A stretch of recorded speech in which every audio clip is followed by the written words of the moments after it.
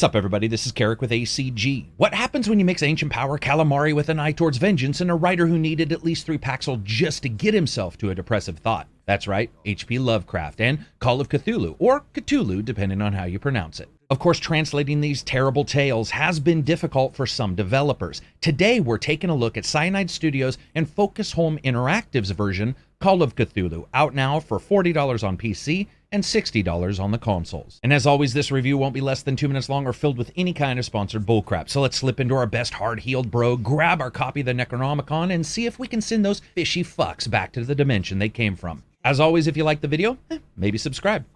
So here's my review for Call of Cthulhu, a recreation of childhood swimming lessons, the world's most suspicious bowl of chili, and the hazards of sexing up fish. Graphics start first. Well, at times I'd say it's moody and unusual. It especially has an eye towards the older, less traveled elder mythos stories. Most of the time, Call of Cthulhu actually betrays its budgetary nature a bit with a solitary look to everything and some odd placement of both items as well, at times, almost a nonsensical level design. And it's surely not bad all the time, especially when you're slow walking through a small town with a cheery name of Darkwater. Its grip on how to present an atmosphere at those times works very well and fits with the nature of the ancient menace that Cthulhu always brought. And the green tint filter that they use runs through everything, and it actually does an excellent job unsettling you, no matter if you're in the confines of an unwelcoming tavern or just shooting the shit with 2 drunks whose piss is probably flammable from the amount of alcohol they've drank.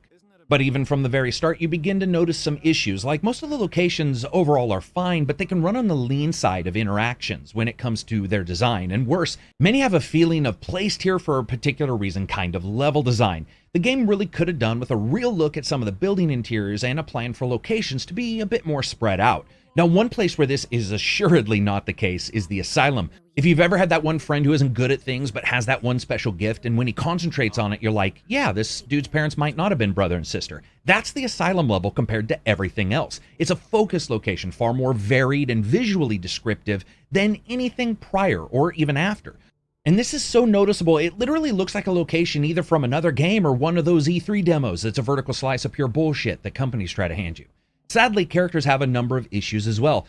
Think of most NPCs in other games, built to be there in the game world, but not scrutinized too heavily, else a collection of what the fuck is going to be uttered by all the gamers.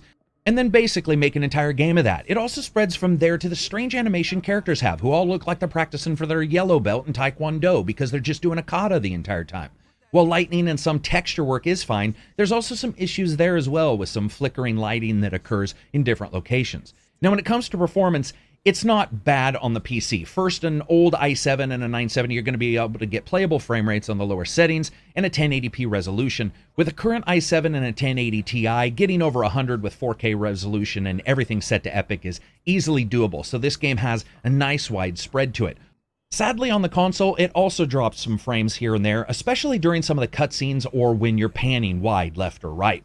I would say this, overall, the performance is usually fine on the PC, and there's a couple little issues on the console, but nothing that's going to break the game for you. I would say, though, that the overall look of the title is lackluster and does not do a great job eliciting the feeling of atmosphere that, well, H.P. Lovecraft books are actually known for.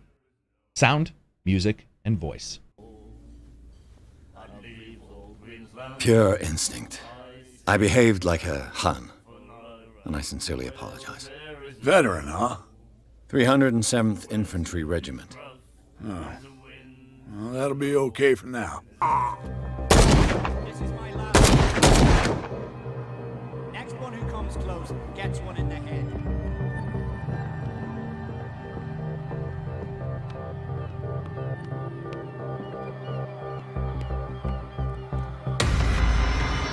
What the hell?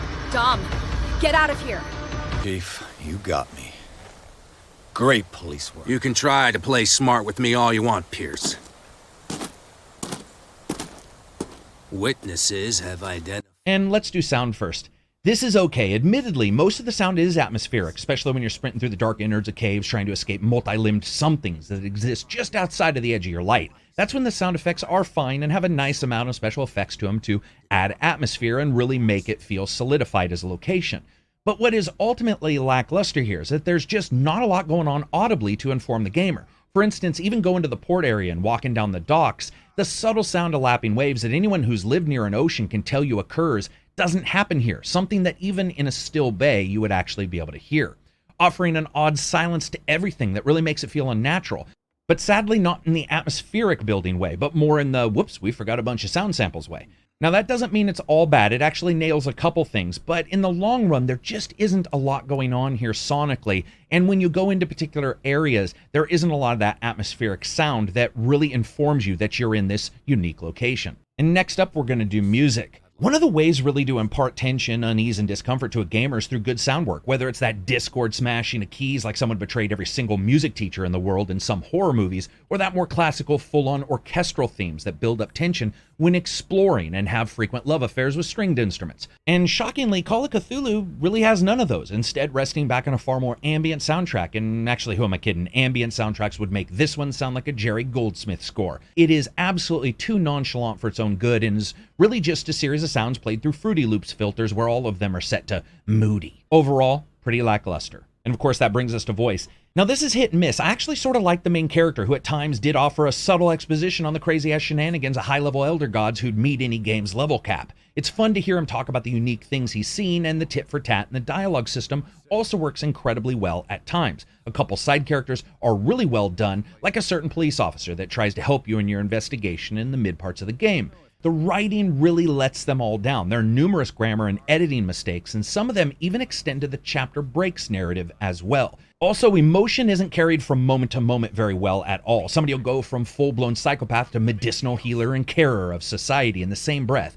It's going to have you looking around to see if Marlon Perkins shot him in the ass with a high-powered sedative suddenly. It's just not that good and could have really done with some editing as well as punching up that writing. And that brings us to gameplay and a bit about the story. Now you play as Edward Pierce, private detective and complete loser, barely keeping your small detective agency open, threatened with losing your license and basically carrying the world on your shoulders when in walks a fresh lead, a father looking into the odd death of his daughter, her husband and their child. He basically offers the lifeline that Edward has been needing this entire time. What follows is a trip through the salt-soaked ruins of a city long past the days it should have slipped into the sea. And I mean, seriously, you should pick up on that, especially when you find two people living in their boat, which doesn't sound that strange until you realize they're living in their boat that's upside down in the middle of the street because the fishing wasn't good enough to go out, and so they just drink themselves to death. To explore this unique world, Cthulhu is basically a first-person, somewhat investigation game where you trudge through the world attempting to find out not only what happened to a man's dead daughter, but to also find the strange goings-ons in the city of Darkwater and figure them out. If you've played any multitude of first-person games like this, you know the situation. You walk from place to place to place, locate objects of interest, and try to understand how they fit together in the broader picture, and occasionally have to understand how the story all aligns together, all the while being shuttled off to a couple different various viewpoints to meld the tale together in this game. Now, one of the highlights of Call of Cthulhu is the stats system. It's a highlight even in the RPG. It only covers a few particular character skills here, of which you get character points to buy them. But as you unlock each level, they're added to both your verbal as well as physical repertoire of things you can do in the game world. For instance, if you crank up your strength, you can occasionally beat the crap out of somebody, bust a lock, or move something you otherwise couldn't have been able to do. If you choose to upgrade Spot Hidden, you can find items within the game world easier. Items that, if you don't have a high enough skill, simply can't be found by you, and I actually really like that. The big issue here is that Call of Cthulhu leaves the detective part almost completely outside the game. Sure, you can unlock those skills as you progress through the game, and you can also occasionally perform flashback moments where you can go back in time to recreate what happened in a location. But almost nothing in the game is a puzzle to be figured out. In a way, Call of Cthulhu performs the most egregious sin it actually can. It takes the reins from you. Most locations are straight 1, 2, 3 affairs with absolutely no real exploration. Even the town is less than 10 to 20 buildings, with many of them not actually able to be explored. You have a lean left and right button for sneaking that is quite literally used for less than 6 moments in the entire title. As a huge fan of these games and as a huge fan of this developer, I was actually shocked to see such a strange attempt at this title. The game even says it's based somewhat on the pen and paper version, and I get that. But a good deal of anything that would have been interesting in a pen and paper version that was translated isn't actually in the gameplay, but is instead in short cutscenes, something that prior games, including The Dark Corners of the Earth from years ago, didn't actually have a problem with. In fact, one of the oddest issues here is that the game has you playing for a number of hours before really any Cthulhu presence shows up or makes you suspect it. It's oddly slow, and instead of being punctuated by periods of interesting gameplay or even exposition, it's patterned out with an almost casual love for pressing forward on the gamepad, trudging from place to place and sometimes back to a new place to meet a new face, and then pressing A. But are the puzzles good? Well, no. In fact, I wouldn't even call them puzzles. I get it that sometimes you want an experience, but when your puzzles are easier than actually locating the game's 43rd crowbar to force open another valve, it's not a good sign. The puzzles are the easiest I've seen in a game overall so far, with you quite literally having one where you turn a dial 2 times and then it's done. That's not a puzzle. That's a minimum wage job. As someone who holds nothing against experience games or even walking simulators, they still have to have something interesting laced throughout them to keep your interest. And here, it could be story, but for me, never truly came together. It just takes too long to even become remotely interesting, and I admit, I actually really liked walking around some of the locations and reading newspaper clippings and finding various snippets of info. That was fun at first. It's not offset by anything else, though. Sadly, it becomes this huge weight that ends up hanging around to the neck of the game because you know that every door you open is just going to be repeatedly hitting A and maybe occasionally going into a flashback where, you know what, you hit A. But can it still be fun? Well, let's discuss fun factor for a second. There were times in the game when it was enjoyable, like exploring the various parts of the asylum or the first time you set up base camp in a giant mansion, because that's just how Pierce rolls. Also, the first time you use your insanity to basically tell someone a dark secret. I really like that. That shit is absolutely cool. The game just has few things going for it other than that, though. There's almost never any unique moments in Call of Cthulhu. Many of us remember moments in games where you look away that the game doesn't plan and you can see some face in a window or some hidden moment. And for example, Dark Corners of the Earth, again, had a number of these. But here it's all fed to you on a plate with a side of pressing A, and it never really gets going and also never really rewards you for a lot of that stuff. Where many but not all horror games are usually based on a more in-your-face or at the very least jump scare-induced experiences, Cthulhu's always flown right into the face of that, a darker and darker treatise on the expertise of human damnation and corruption. All of it at the end of this enticing trail of knowledge, like the world's most depressing Tootsie Pop, where you get to the chewy center and you find nothing but regret. That's really where a Call of Cthulhu game shines, and there are moments here where that actually happens, but overall, it's quite rare. Now, when it comes to the length of the game, you're talking 5 to 7 hours. There are different endings and there are a few different choices that you could have, so you could technically play it again, but you would be hard-pressed, especially when those sections are just interspersed with long moments of doing the same rote activity. So as you guys know, I rate games on a buy, wait for sale, rent, or never touch it again rating scale, with rent being replaced by deep, deep sale on PC titles when I review them. And this is actually a deep, deep sale, and I think for some gamers it might be a never touch. It really does depend on what you want to sit and play. But for the amount of money, if this was more like 10, maybe 15, I could see somebody going out and getting it. A Call of Cthulhu fan may jump into this and like that slower pace, and there's certainly nothing wrong with that. And for the most part, at least until about 3/4 of the way through the game, there isn't really a ton of failure states. So somebody who wants to just sit back and sort of have a story told to them, they could certainly enjoy doing that. But one thing to know is this isn't Sherlock Holmes Consulting Cthulhu Edition. It is nothing like that whatsoever. Most of the items are one look. You can inspect them, but nothing actually happens when you do. So be aware of that.